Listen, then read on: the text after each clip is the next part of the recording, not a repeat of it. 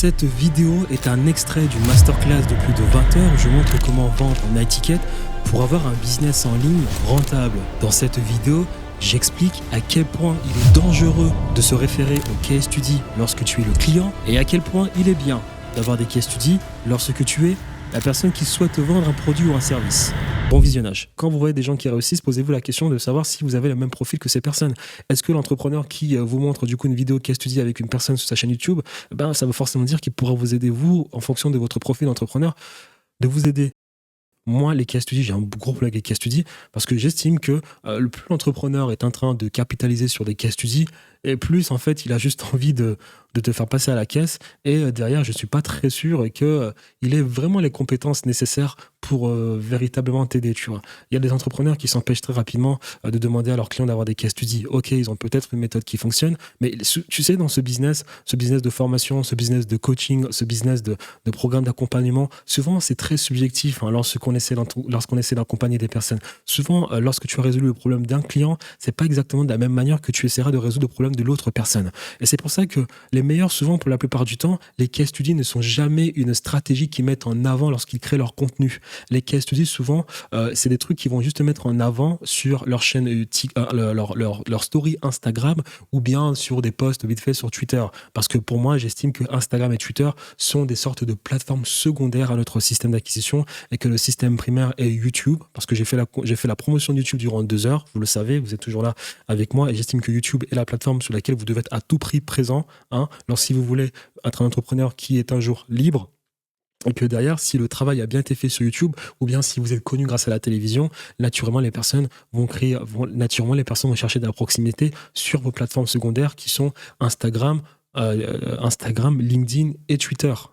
Voilà. Et du coup, les personnes effectives qui utilisent bien les case studies, ces personnes, elles utilisent les case studies de manière secondaire, c'est-à-dire sur des stories Instagram, sur des posts peut-être LinkedIn ou bien en Twitter, mais ils ne sont pas en train de casser la tête aux clients à faire carrément des vidéos sans arrêt sur YouTube, ou bien d'ailleurs carrément créer une chaîne YouTube avec des case studies. Je ne comprends pas. Moi, quand je vois ça, je trouve cela, je fais attention, parce que je me dis, est-ce que vraiment cette personne a les compétences? Parce que peut-être que moi, mon problème, ce n'est pas exactement le même problème que l'autre personne. Parce qu'il faut comprendre une chose aussi, c'est que quand vous voyez des gens qui réussissent, posez-vous la question de savoir si vous avez le même profil que ces personnes.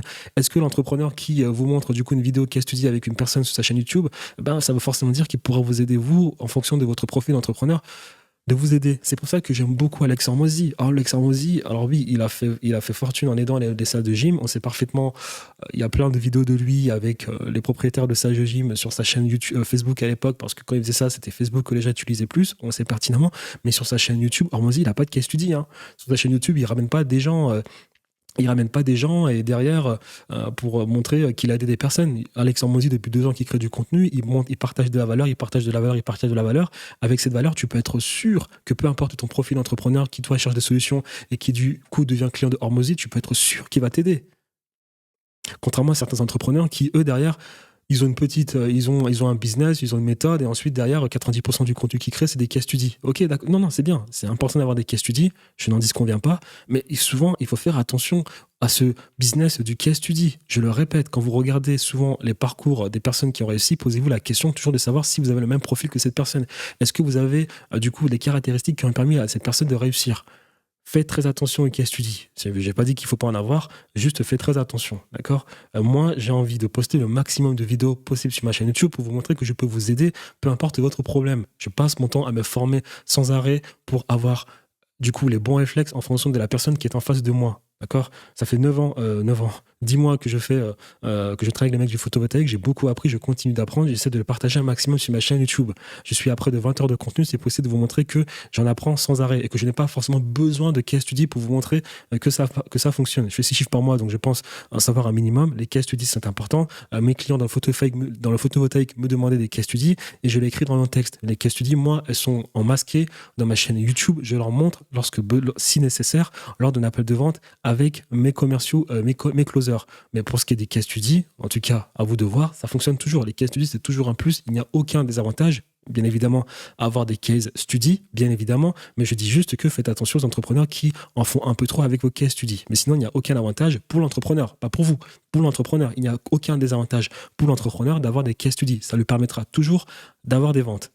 Hein, mais moi, je dis pour vous, si vous êtes client, faites attention lorsque vous voyez un entrepreneur qui en fait un peu trop, mais pour votre business, oui, ayez des case studies, ça vous permettra toujours de faire des ventes. Mais là, du coup, on est entrepreneur, je vous le dis, les case studies, c'est important. Pour avoir des case studies, vous pouvez avoir soit une chaîne YouTube où vous postez carrément des case studies avec des personnes qui savent des entretiens, ou bien les poster en public sur votre vidéo, ou bien vous pouvez les avoir en privé. Et pour l'appel de vente, si vous avez un client qui vous en demande, eh ben allez-y, montrez-lui le case study. Moi, je vais encore le répéter. Je vous ai parlé de être une machine d'apprentissage. Je vous ai parlé de ça sur les bases du personal branding. Je vous ai parlé de l'aspect d'être une machine d'apprentissage.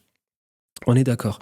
Lorsque vous êtes une machine d'apprentissage, beaucoup d'entrepreneurs sont impressionnés par Alex Hormozy, alors qu'Alex Hormozy est une personne normale qui a échoué comme tout le monde, qui a réussi après près de 8 ans d'entrepreneuriat à avoir échoué parce qu'il a juste appris plus que les autres. Ne soyez jamais impressionné par ce genre de personnes. Si vous êtes une machine d'apprentissage et que vous êtes capable de le montrer sur une chaîne YouTube, je vous garantis que vous ferez toujours plus d'argent qu'une personne qui, sans arrêt, se base sur des case studies pour vous montrer qu'il a une méthode qui fonctionne. Alors que la plupart du temps, une méthode qui fonctionne, c'est une méthode assez subjective parce qu'elle dépend aussi derrière du profil de l'entrepreneur, du client.